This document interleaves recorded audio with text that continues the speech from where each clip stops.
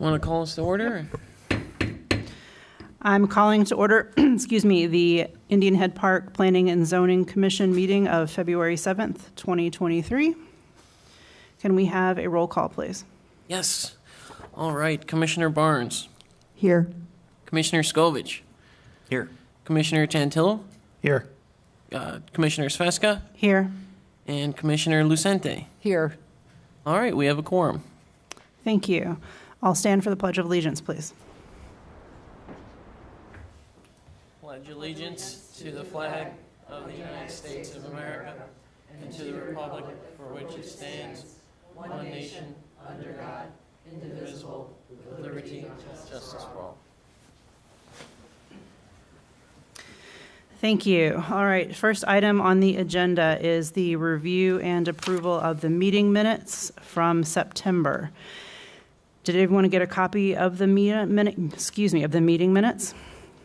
And anyone have any questions, comments, concerns, additions, revisions? I didn't have any. Okay. All right. Hearing none, the minutes are approved as presented. Thank you. All right, next item, is an update on the PUD proposal for the Dunkin' Donuts development. Yes, so this is a brief update. About a month ago, we got the Strand, our consultant, did the initial review of their submittal, and then the developer responded to the notes that Strand made, and now Strand is going through for a final time for a preliminary review, and is still working on it. And so I hope to have a lot more to discuss next month, but that's pretty much it. Thank you. Anyone have any questions or comments for Andy on that item? Do you see any roadblocks? No, so thank you. That reminds me. I talked to our engineer who's doing the review, or the primary part of it, and he said upon first look, it looks pretty good. So, and then if plans to get to the approval stage, is that also take into account what could happen with Wolf Road and Joliet? Yeah, we've pretty much already told them that they need to plan for the worst case scenario for them to have a lot that'll work no matter what. So that'll be, they're already taking that into account. Okay.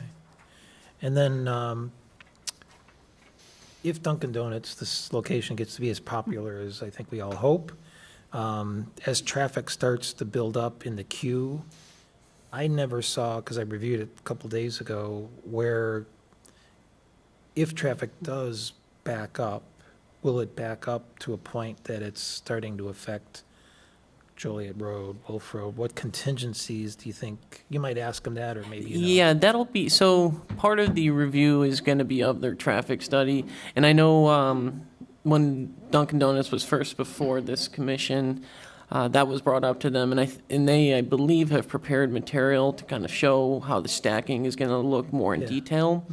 Mm-hmm. So I'll be sure when I bring the information to this commission to highlight the comments that our engineers say regarding their traffic study and stacking, and then I'll also make sure that Dunkin' Donuts is prepared to explain on that too. Yeah. So. I know that they said that, or somewhere in the report, it mentioned where it might be inaccurate because of the traffic flow conditions of 294 and I-55, where it might be unintentionally elevated because of the workarounds. I think that's independent of the stacking, is my point. Okay. Because if you back up and all of a sudden you start to compromise the traffic flow of Joliet and potentially Wolf Road, then definitely. Then it has nothing to do with the added traffic flow. So that's all I saw in the notes. All right, good. Any other questions, comments? When do you expect it to come in front of us for a vote?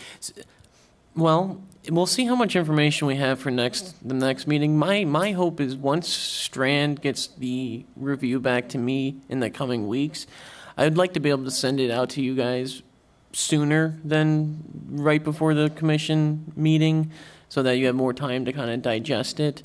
And I mean, ideally, you know, well, I mean, we've got to take our time to do it right, but of course, as soon as possible is preferred, but we're not going to rush it. So I expect the commission to vote to recommend at the earliest next month, and then if not, probably the one after. So. Thank you. Did they ever indicate how long it would take to get to the point where they would open? Is it a... They've told me, you know, as soon as, if they get approval from the board, that they're ready to hit the ground with building. I don't remember off the top of my head how many months, but it would be this year if it was approved this spring. Okay. Probably around the end of the year. Okay, thanks. Anything else for anyone? For any comments, questions? No? Okay. All right, thank you. Moving right along, our next item is the billboard special use petition for 7045 Joliet, and I believe we have the petitioner here with us to share some info. All right, thank you. Please state your name if you don't mind. Thank you. Good evening. My name's Ed Tambari. I'm with Fox Point Interactive. I'm the Real Estate and Development Director. And we have Jim Rieger, who is remote. If you want to say hello, we have you. Good evening, folks. Good evening. Appreciate you giving us the time. Thank you. I know that Jim had done the prior presentation, so he's going to participate here. I'm going to give him an opportunity to interject if he needs to, as we go through each slide. We wanted to focus on some of the comments that we received at the January 3rd meeting. We want to make sure that we address the concerns of the community, and we want to be a good neighbor.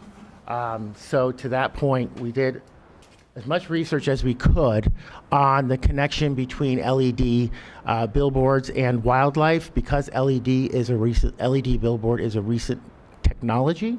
There's not, well, I wouldn't say there's not a lot of data, but it's just starting really to do a lot of research between the connection.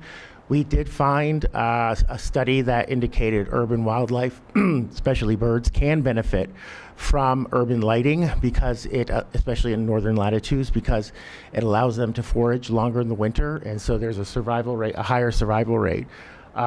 We also found that, especially with species like the horned owl, that they are prone to, because they are an apex predator, they are prone to being killed by human activity. But the number one is collision with vehicles, and also flying into glass curtain walls, as well as power lines.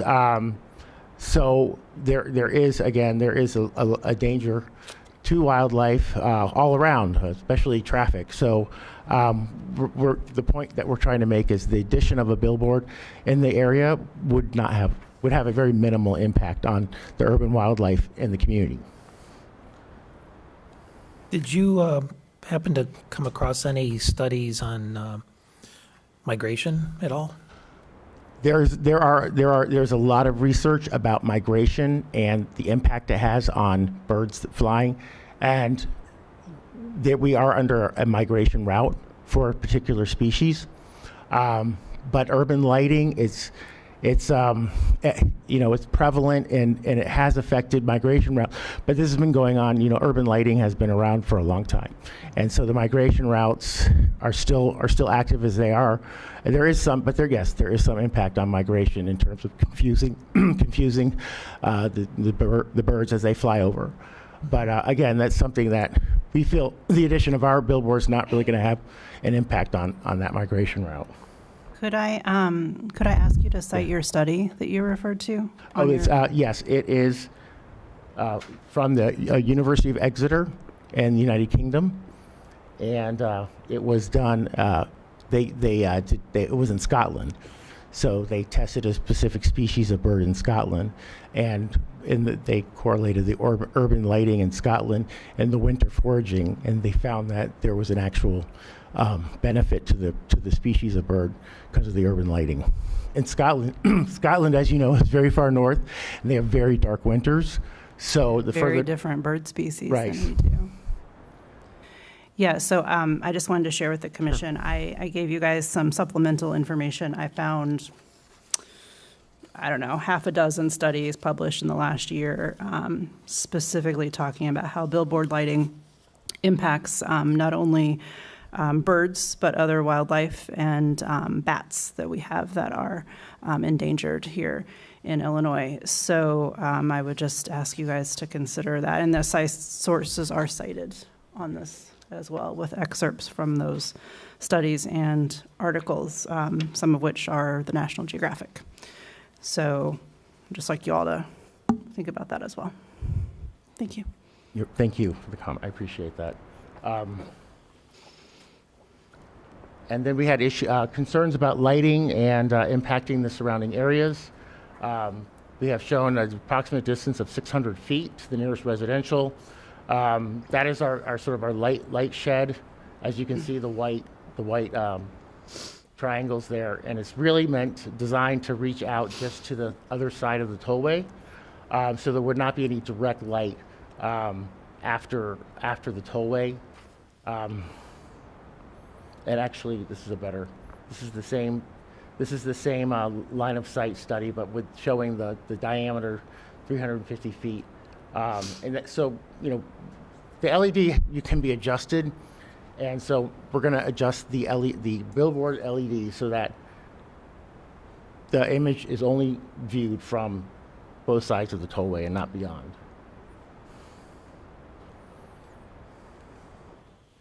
If I may, Absolutely. Billboard light does not exceed 0.3 foot candles over ambient light.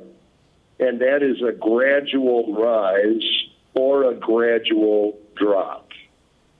In fact, what we found is some of the other studies talked about how birds are helped by extra light because the migratory ones could find food easier. Now, I'm sure that, again, it's one of those things where some do and some don't. The horned owl is the most common species in Illinois. Generally speaking, talking to a couple friends at Brookfield Zoo, they tell me birds are smart and they usually stay out of the way of, traffic and all kinds of things. However, that is probably one of the biggest ways that birds do die. They even mentioned auto and truck collisions, if you will. But boards have been on expressways for years and years, and to our knowledge, it has never been an issue. Not that we don't love animals, we do, but again, the board is only 0.3 foot candles up or down, and in many cases it drops. And it could, as Ed said, I thought he said, that we could, turn it off from midnight to 6 a.m. or whatever the case may be. And also the LED technology also has an ability to be adjusted to actually, like a wavelength, to actually minimize impact to wildlife itself. So there's the good thing about LED that you wouldn't have with the typical lighted billboard is that it's extremely adjustable. And should the billboard be approved and there's issues, we can work with the village to adjust the billboard to address any concerns that there may be. So once the structure is built, it's not like it's there and you can't do anything about it. Once the structure is built, it can be adjusted to address concerns of the community. Then a follow-up question.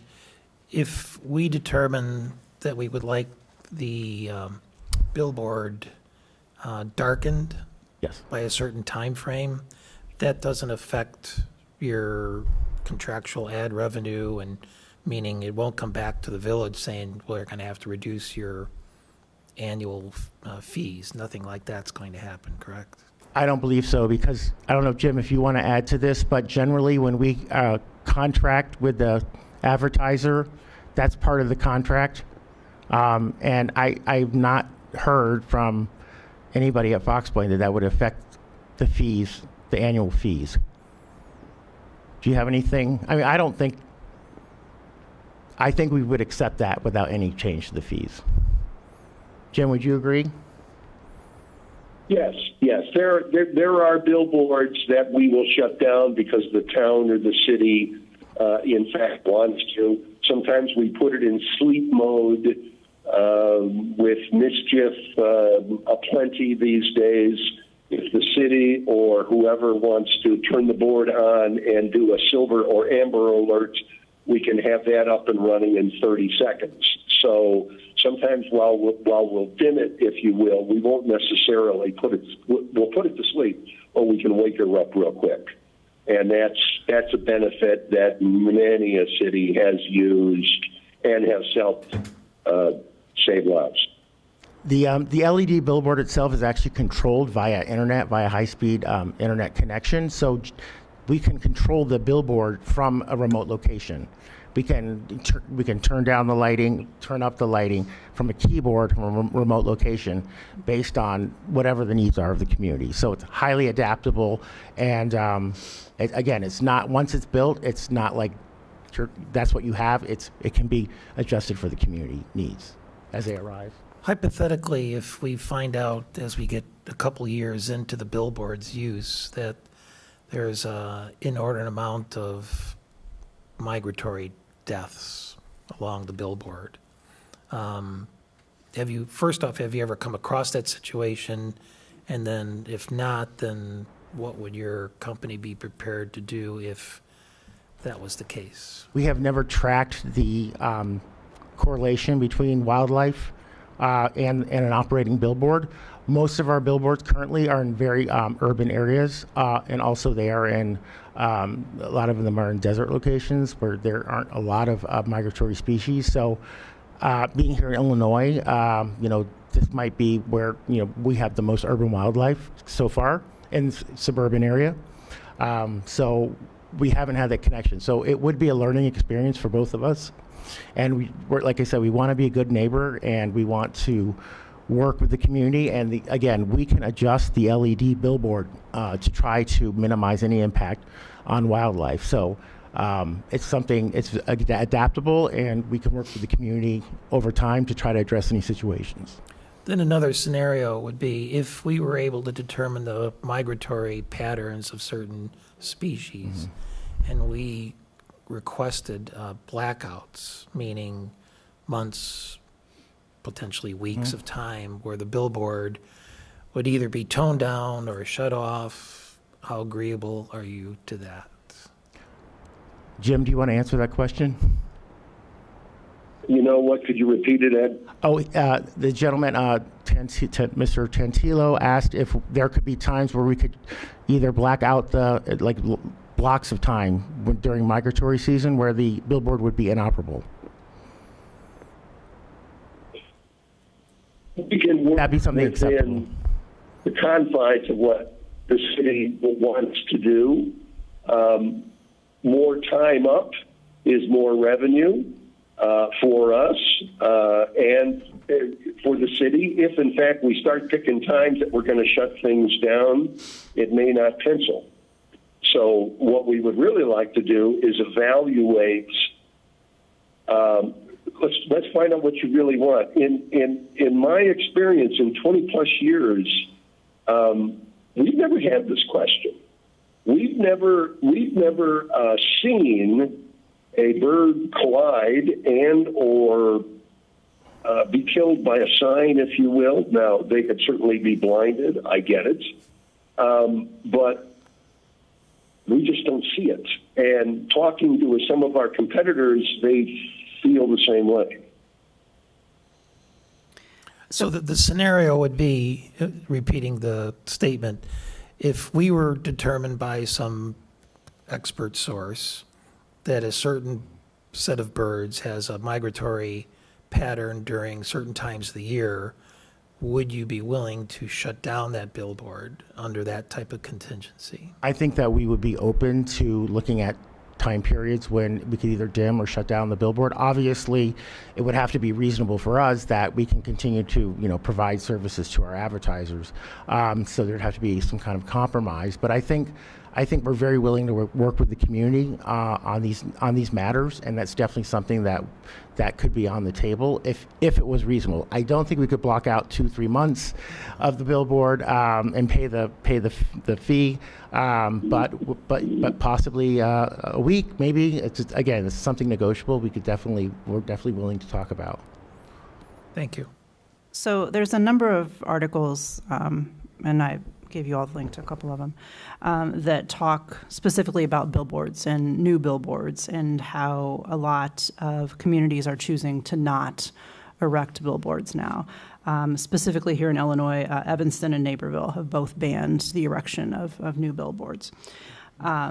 They've talked about impacts on crash data because of distracted drivers. Right. And so, obviously being on a major thoroughfare, that would be a concern. They've also talked about the impact to home values for homes located within specifically 500 feet of a billboard. So could you address those two topics, please? There's a study by the Federal Highway Administration from September 2012. They did a study specifically on the effect of drivers as they go past digital billboards because it was a concern. You're going from a static billboard to where there are changes, and especially when that changeover occurs, that's the time that they were most concerned about distraction. Of course, they don't flash, they don't move, but of course every 8 seconds you have that changeover. And so they used the eye tracking camera systems actually mounted in the dashboard, and they in a test area they tested with people driving the eye motion as they passed when a digital billboard changed, and they found that the distraction level was not high enough for there to be any danger to traffic. And I can get you a copy of that Federal Highway Administration. What year did you say that was? September 2012. The one I have is from 2015, saying that crash rates increased from 25 to 29% near signs that had controlled site billboards. Thank you. I appreciate you addressing that point. No problem. Did you have another? Did I address both, or I thought you? So my other question, there was one about home value, and there was one about the overall trend about not erecting billboards in communities. Billboards are a tough sell to communities, and a lot of communities have, not just billboards, but signage in general. Have really become more strict with regulations. That's just the trend nationally. As a billboard company, obviously we have an uphill battle. We understand billboards aren't the most desired use in a community generally, but it promotes business. It generates revenue for the community, for the village, and it's part of our capitalistic society is that we are able to advertise and promote our economic activity. So we feel that it does have a benefit for the community and the country overall to have these facilities. But again, it is a national trend for communities to be more restrictive on these. If you went back to the 1960s and saw the roads then, you would see, the spinning bucket of chicken, all those things. So, we really have gone to a more subdued signage overall. So it's just a national trend. And we hope that the LED will be something that is less imposing on the community or less intrusive on the community because of the new technology. And then as far as the property values, let's see the next. So the elevation, I'll just use segue to this because the property values, we don't feel based on the elevation of the community, based on the tree canopy, we don't feel that this is going to be really visible from any residential units. So the impact on the property values, I think, would therefore be minimal. Well, certainly, I guess when those trees lose their leaves. That's true. So we're talking a good half of our season here. So this, the diagram actually is not to scale, so it doesn't show the 3,000 distance, so the sign actually be much further away. But we wanted to show the elevation change, and it would just be slightly higher than the sign. So, yes, in the winter, there would be greater visibility.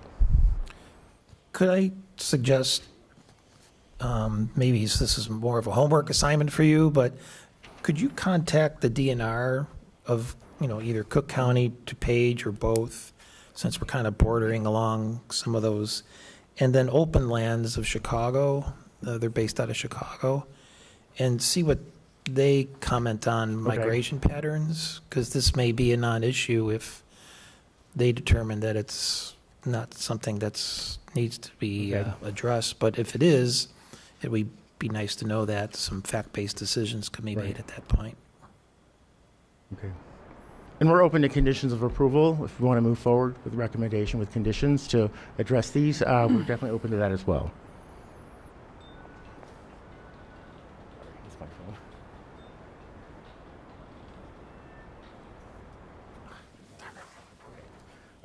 phone. I think we've already kind of been through this. We've talked about this in the first two meetings. I'll just let you look a few seconds for each slide if you have any questions. Again, this is what the billboard, the elevation would look like. The diagram, sign diagram showing the dimensions, and then this is the distance to the existing billboard.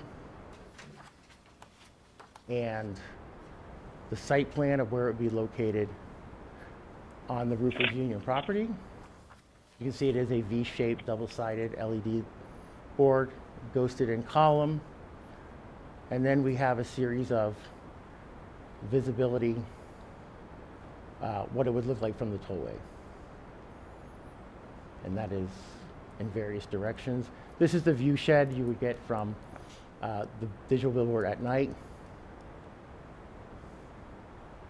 So we wanted to wrap up. First, I wanted to say thank you very much for your time, and thank you for the opportunity to work with the village and request this.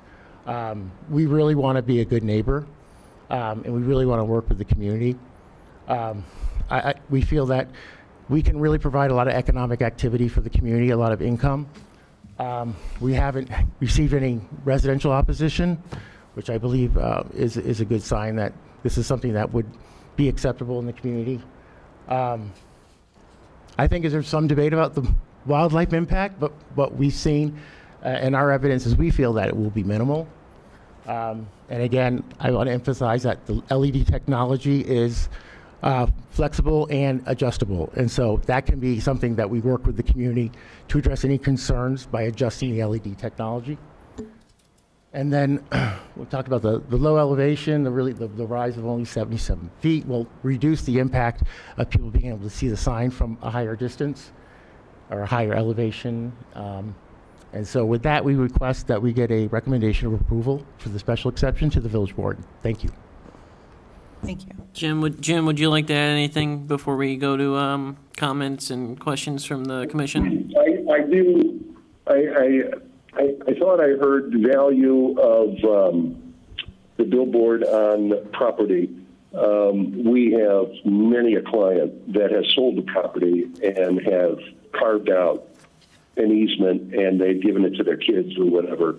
It is a asset, and in many ways, we have people that we have done business in generations with, if you will. As people buy other properties, we will, help them put a billboard up and away you go, because it's separate from the business, and in many cases, not only is it pay monthly, certainly, but it helps their business, and in many ways, the city, because they make a deal with the city, every time you use it, we'll charge you such and such, and they do. I think the other one is, and maybe I forgot, what is the other one? Is there another question, Ed? Well, I think the question regarding values of property was specifically regarding homeowners that live within a vicinity of the sign, not people who own the property on which the sign resides. Okay. We have to abide by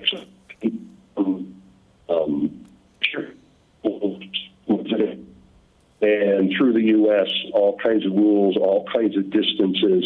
In Chicago, Chicagoland, many of the towns copy Chicago, and we have to be 500 feet from residential.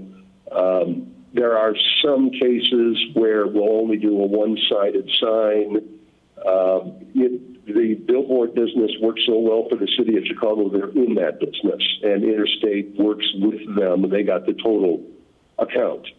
So, and LA does that, New York does it, several others do that. So, from a value point of view, we see it as a tremendous plus. Of course, we're in the business. I get that.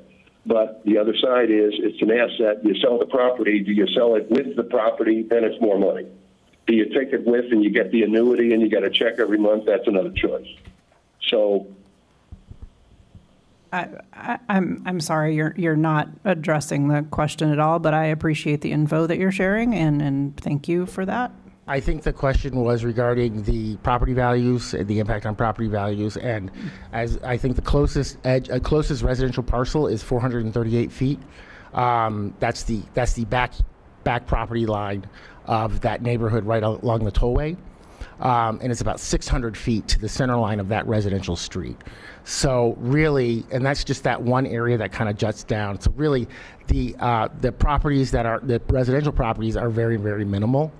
And because of the freeway, the tollway, really so there's a very small number of homes that are within 500 feet.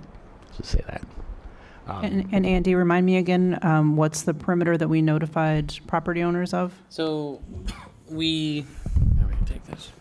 So we statutorily, we do 250 feat, but in this situation, since it's a little bit different, we did 500. So the people on the back of, I'm blanking right now. Osceola and them, they got notices. It would be along the fence on Joliet. Yeah. And did we have any feedback from them? I don't remember that. No, none of them submitted a comment. We had one resident who I believe is on the south side of town submit a comment, but that was it. Yeah, there you can see there's about 5 properties that are within 600 feet. Mm-hmm. Again, this is a very industrial area on this side, so I mean it's very appropriate for the immediately adjacent properties to have this type of billboard. Just so I could build up expectations and make sure we're in sync, when I mentioned open lands and the DNR, Yep. I think what would benefit not only us here, but you in the future as more opportunities become available in the suburbs of Chicago is to understand what the migration patterns are from these agencies.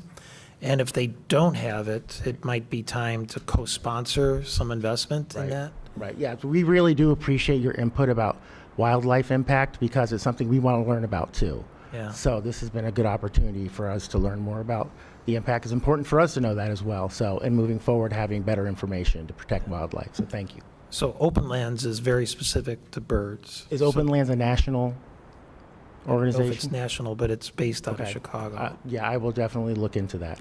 Yeah, they might be able to help you. I guess what we're trying to build up here is to understand the migration patterns, Right. what they may have done in Right. previous studies, very unique to this area, not in the desert Right. of Arizona, Right. and then come back to us with some information that we might feel a little more comfortable But about. we'd like to work with the village on exploring this more, coming back with something everyone's happy with. Yeah, that's Yeah. next steps. So, But we would like a recommendation tonight, obviously. And it could be a condition. You could condition it if you wanted to bring that to the village board. Thank you. Thank you. Did I hear migrating birds? Yes. Yes. Okay. And so the question was that we want more reports on what happens with migrating birds? I think the suggestion was to reach out to Open Lands specifically. It's an organization that deals with birds and bird migration to see if they have any thoughts or data on bird migrations in this area. as well as the DNR. Yeah, we did contact several of them. There's a big one in California. I was just out there a couple of weeks ago, and they didn't have too much info only because they didn't have the dollars to do I'm the sorry, I study don't mean to per se. interrupt you, but we're talking very specific to the state of Illinois. We will certainly look. We will certainly look. We Yeah. will certainly search.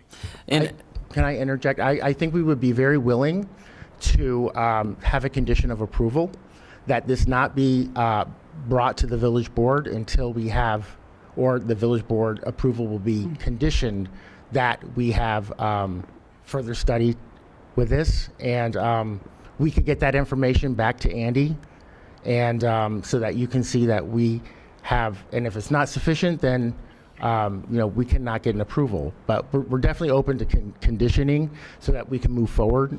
We'd really like to move forward to the village board. But we think with the condition, we can continue to address this issue. Can I make a few statements Yeah, for of the course. commission? Especially let Commissioner Lucente know, since this is first go around. So the commission makes recommendations and provides stipulations in them too. Whether it's a stipulation like we recommend that the billboard be turned off from midnight to 6 a.m., or we recommend that the petitioner present the board data on what they receive from open lands, things like that. So, and I would say from staff's perspective, we are recommending approval. This is not a black and white issue, clearly, but we are recommending approval. Our feeling is that it's far enough away from residential properties that it won't negatively impact them. It is a revenue generator. It's $30,000 up front and $10,000 every year, and we do understand it's not a black and white issue. I do recommend that the commission make a recommendation today, whether it's in favor or not. That's fine, but I do think it would be good to get this to the board. So that's pretty much all I have from staff's point of view. Thanks, Andy. Any conversation amongst the commission? The sense of urgency in getting that done tonight, what are the reasons behind that? Well, I don't know if it's necessarily, like an emergency, but I think that there's, they've been here a couple of times and have provided some data. But I do understand if you feel like you don't have enough information. So I get that point of view too. And we will do our best to get exactly that. We will get more info. Two things. Does your entitlement path take you in front of the tollway authority, or IDOT. So the permitting agency is the Department of Transportation. And we have lined up so far. We are lined up now to get approval from IDOT. Of course, we need approval from the village first. But that is the permitting authority is Department of Transportation.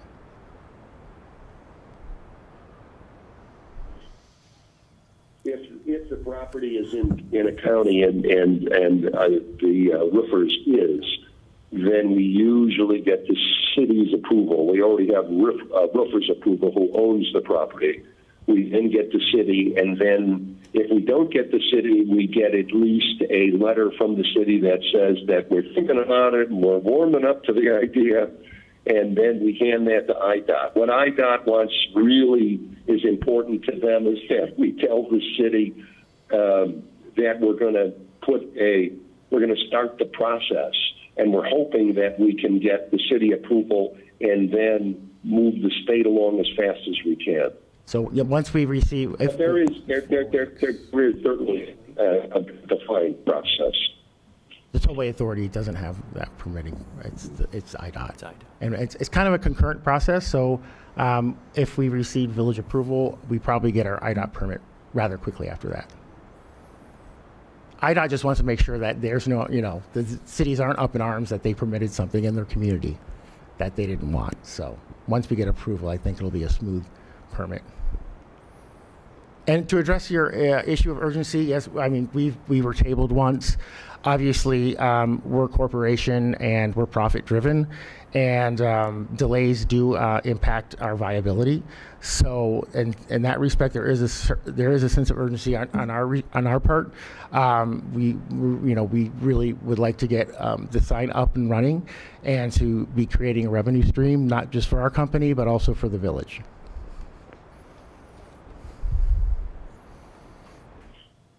Any additional questions, comments, thoughts?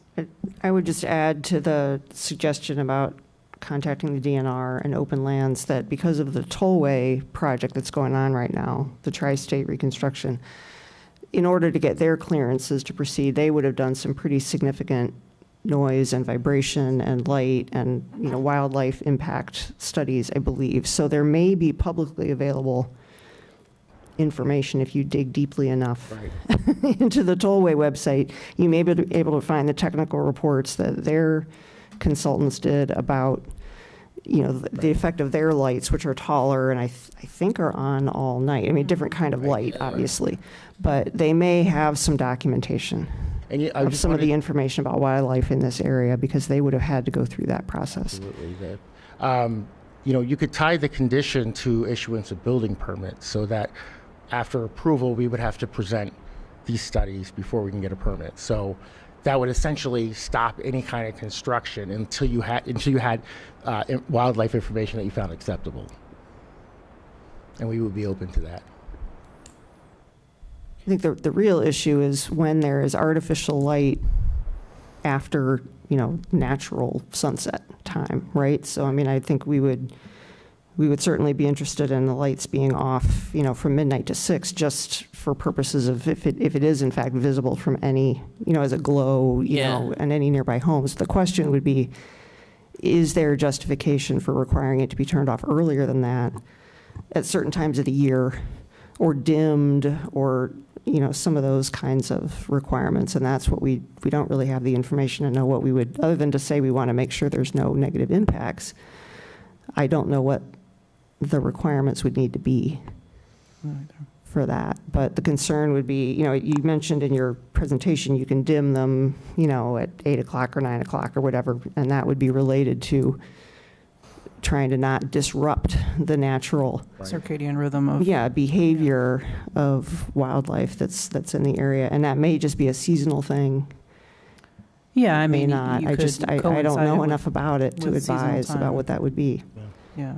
Myself, so I will say, this is a bit different because it is electronic, but I've not heard of any issues with the current billboards that we have in town as far as wildlife issues. Of course, this would be more light, but I'll just mention that too. And I will say also, I found out recently. So I took a plane last Thursday. I went on vacation, which was nice, and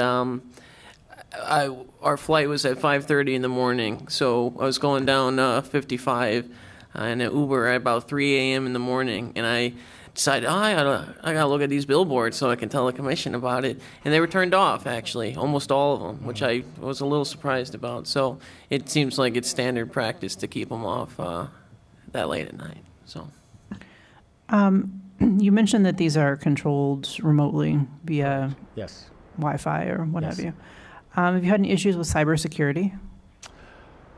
That I would have to talk to our IT personnel because I couldn't answer that. That's not my forte. It's not my area. But we do have a licensed information technology person on staff, and he is the one who was in charge of controlling the billboards and also overseeing the installation of the high-speed internet facilities that attach to the sign. And so I'm sure he has a lot of knowledge about cybersecurity. And I can't think of any occasions where there have been hacking into digital billboards, but I'm sure it's occurred. But it's not a common scenario.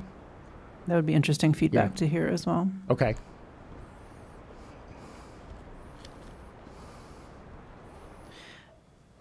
So, Andy, I know you said you mentioned you would like us to give a recommendation, but I kind of get the feeling that we would probably like some more information.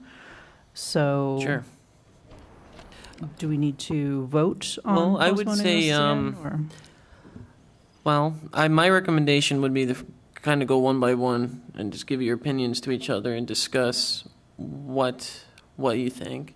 And then if the consensus is we want more information, let's go through it let's go through it and we'll make a list and get it to these gentlemen so they know exactly what to do.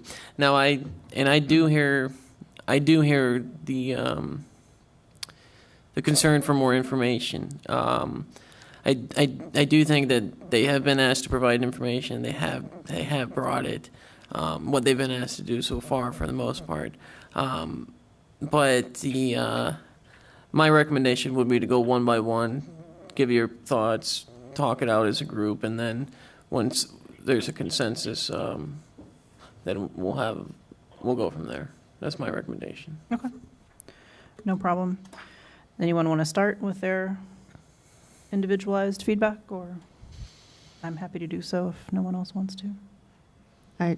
I'll go through my notes, which I covered pretty well already, but I mean, I'd be interested to make sure that the sign is off completely during the midnight to 6 a.m. period.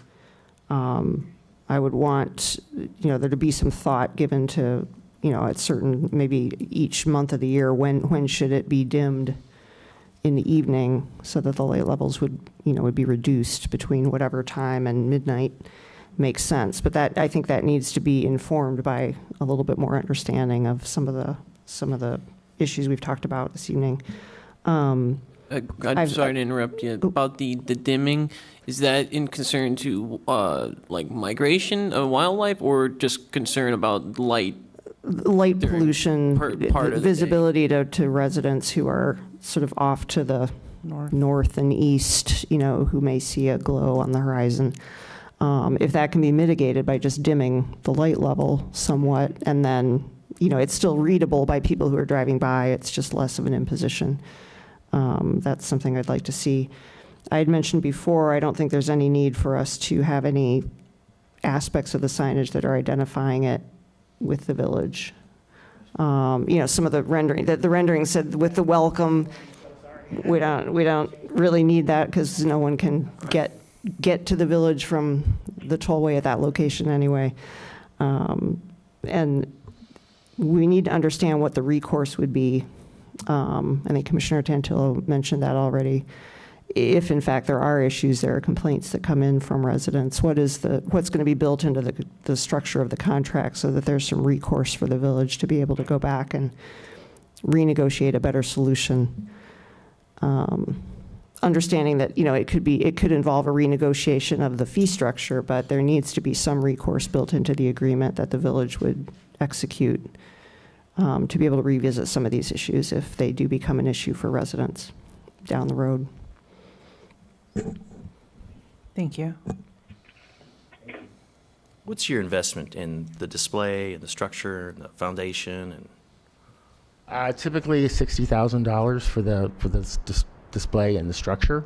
Six zero? 60,000 For the foundation, for the structure. the pole, Yep. and the two 1,200 square foot LED display.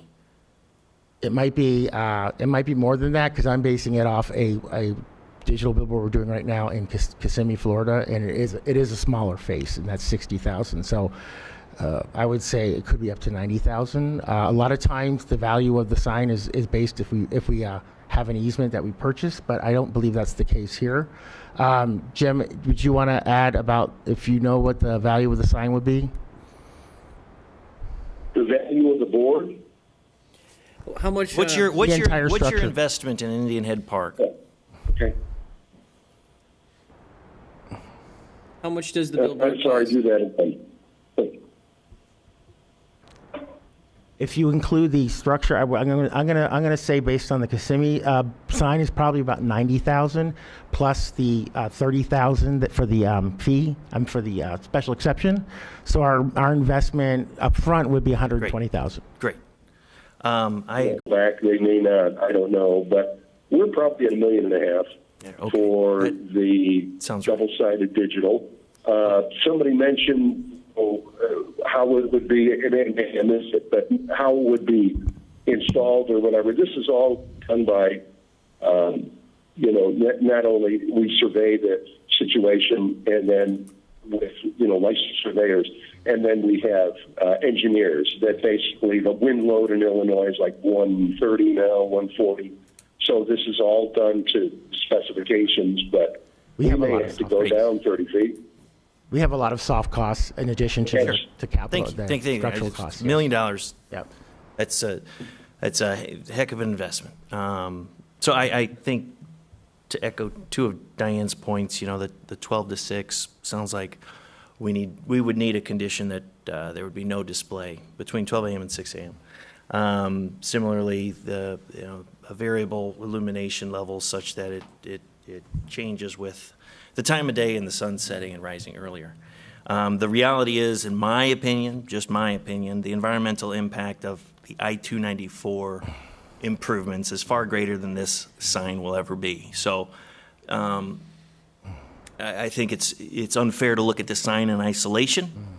I think that there's far greater impact by the 10 lanes of I-294 with illumination throughout the entire evening. And, this billboard is good for the community. It's generating a little bit of revenue. And from an environmental impact, I would guess that it's by comparison, insignificant to the improvements that the Tollway and IDOT are taking on right now.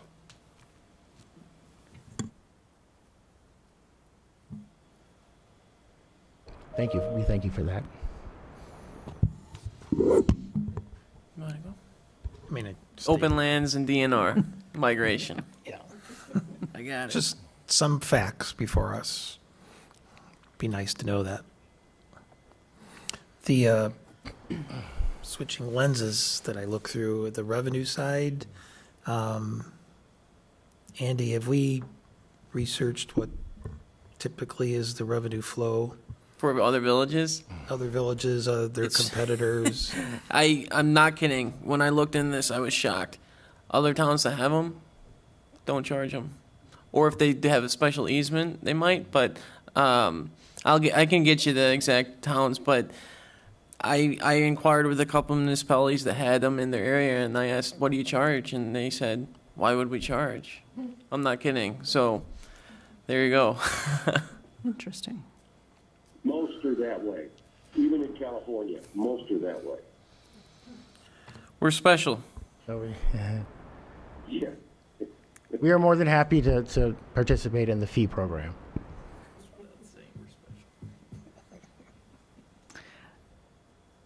So I don't really have anything to add that hasn't already been added. I would just like to see the results of some additional data.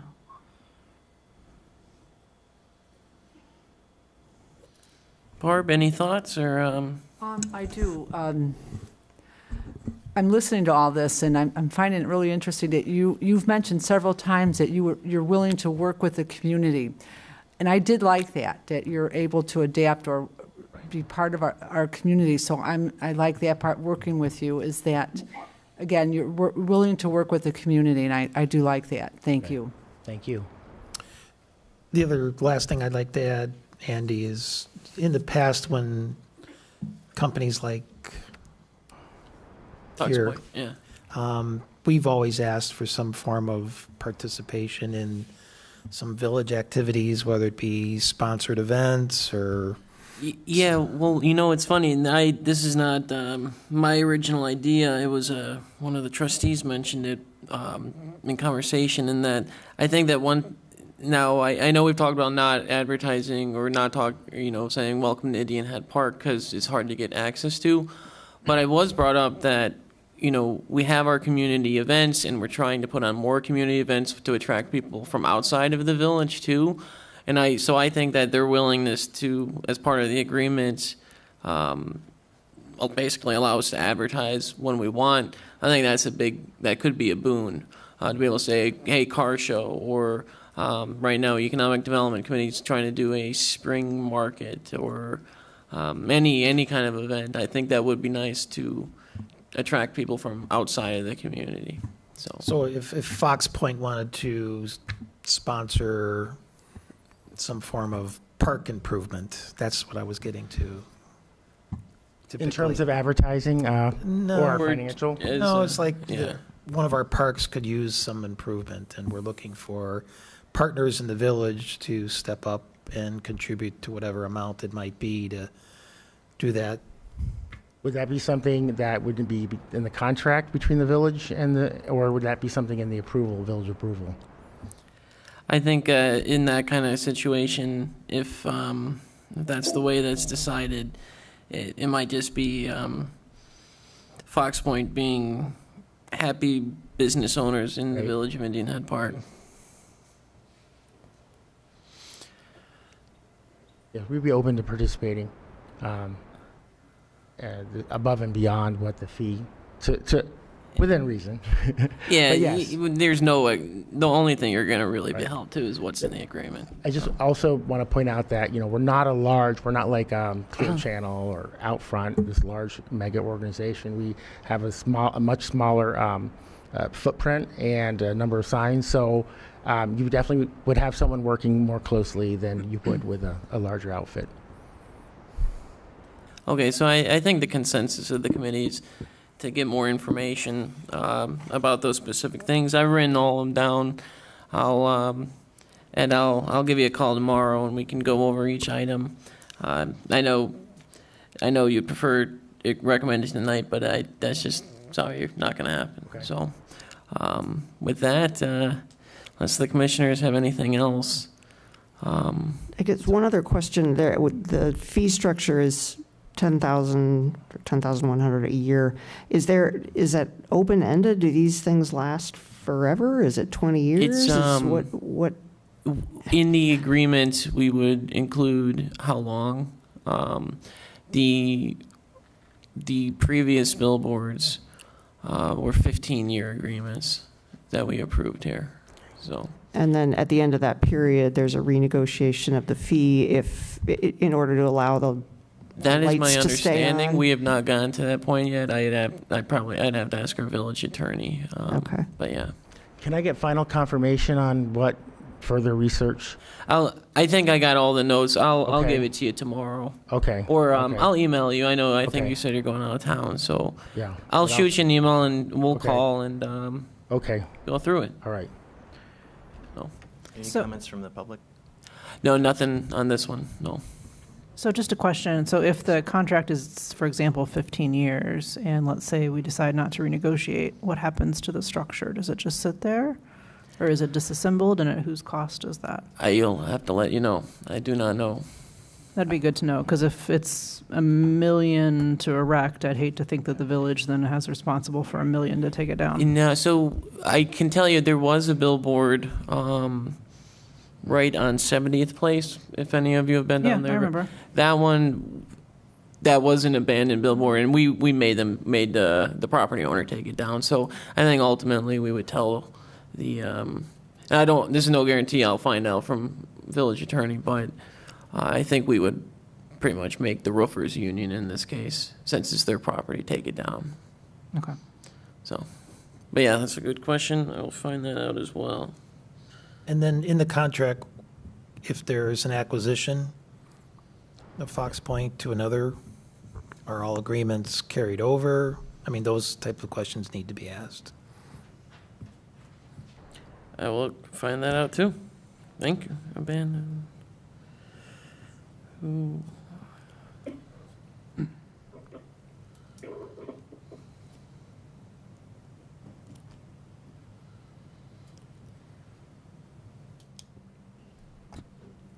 All right, any final questions, comments, thoughts?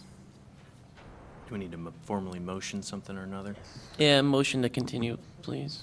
Okay, do I have a motion to continue this until next month, please? I second.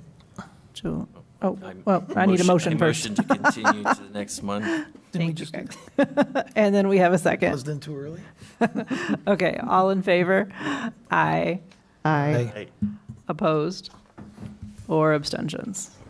Okay, hearing none, we are going to move that to next month for continued discussion.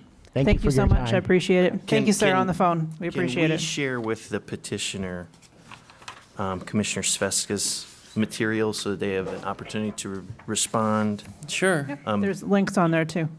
It'd be great if the petitioner had this as well. I'll send them the digital one with the links. That'd be great. So they Thank you. can, yeah. Send.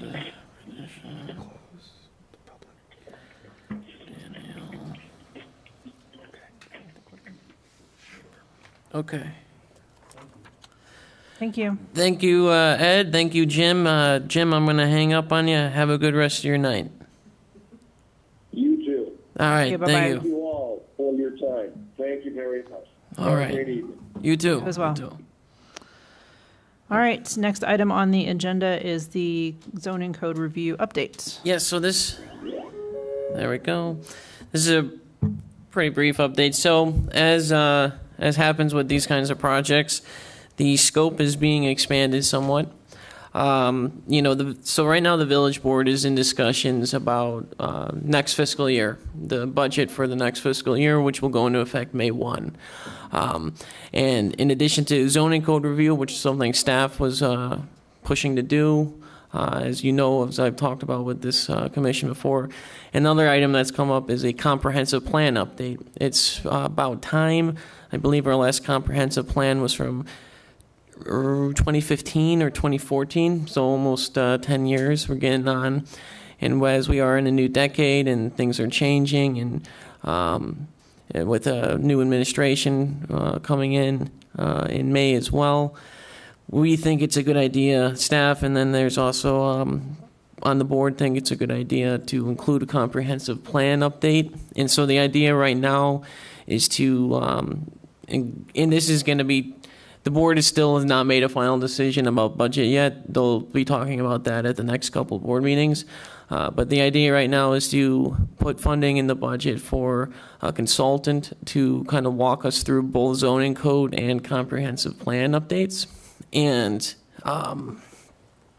to have some kind of a special committee formed with some planning and zoning members, some board members, and residents, and then to have a whole process of public input, town hall, things of that nature. Probably be about a year-long process to update and go through everything. So I wanted to provide the commission about that project too. So. And is there a theoretical kickoff date for that? Well, perhaps? if it's included in the budget, which I'm hopeful it will be, I think pretty much as soon as the May 1 comes around, we would get our RFQ together, request for qualifications. There's a lot of firms that do this kind of work, and I think I would like to get it going as soon as possible after the start of May.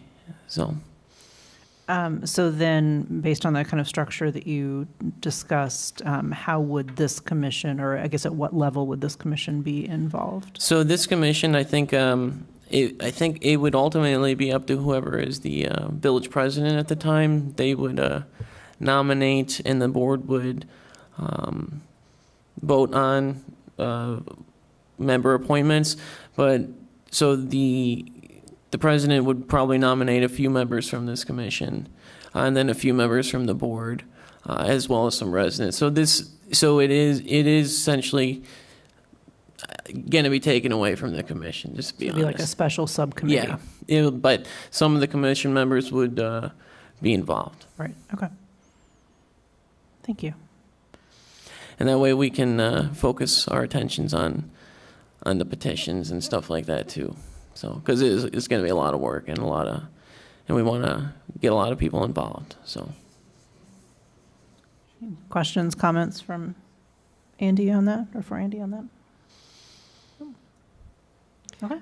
Cool. I was just quickly checking, I mean, CMAP does have a local technical assistance program, and there is a call for proposals once a year yes. where you could be selected to be provided some of that consulting assistance. I don't know what the process is. I don't know how onerous it is. I don't know if you have to demonstrate financial need. It's But that's one avenue if the timing. It's unfortunate. They do that every year, and every year up until this year, they included comprehensive plans. This year, they do not offer funding for comp plans, though. So, I asked them why they stopped doing it, and it's something to do with the way their funding structure changed. But it's unfortunate because a lot of towns use that, so I hope they bring it back. But unfortunately, we won't be able to get that grant money for that this year. I think they do provide support for some zoning code Yeah. advising. It may be that And I'll look into it finish again the about comp that. plan, and then that will identify what changes need to be made to the zoning code. Maybe there'd be a way to Yeah. secure some of that funding to support that effort. Because the zoning code update should follow the comp plan update, not be happening in parallel, so. Yeah, I think we'll see what the consultants, the experts, what they think, but yeah, we'll take some working through. I'm guessing we're including like plumbing and electrical and all that stuff in there as well? Yes, yeah, it's time we update those as well, because we're operating on mostly 2012 and 2014 codes, which is normal practice, but at least every decade it should be updated, so. Okay, well, thank you for that information. Unless there's anything else on that topic, we can move on to public comments. Did we have any from the audience? Any public comments? No? I have one submitted. Okay, thank you. Yeah. It's related to the Dunkin' Donuts from resident Dale Holmquist. As discussions continue about the proposed Dunkin' Donuts business, I'd like to remind our Board of Trustees and the Planning and Zoning Commission of the objectives of the Triangle Development is to provide safe ingress, egress, and traffic flow to any new business and to Wolf and Joliet roads. I'm still concerned about congestion, backed up cars, safety, and the potential for accidents at the busy intersection within our village. Please read the following paragraph from the Triangle Development Commitment. Parking and traffic, the planned development shall have or make adequate provision to safely provide ingress and egress to the proposed use in a manner that minimizes traffic congestion in the public streets, provides appropriate cross-access to adjacent properties and parking areas, and provides adequate access for emergency vehicles and small public transit vehicles. Please be aware that Clarendon Hills rejected the Dunkin' Donuts proposal at the former Tracy's Tavern for some of these reasons, plus and that location was not as busy and congested as Wolf and Joliet roads. There is no traffic light there. That parcel was also larger. I do not believe that the current proposals being considered adequately address these safety concerns. Thank you. That's all I have. Thank you. Okay, any other final questions or comments before we make a motion to adjourn? Okay, do I have a motion to adjourn? Motion to adjourn. Do I have a second? I'll second. Thank you. All in favor? Aye. Aye. Opposed? Abstentions? All right, thanks, everyone. We'll see you back here next month. Have a good one.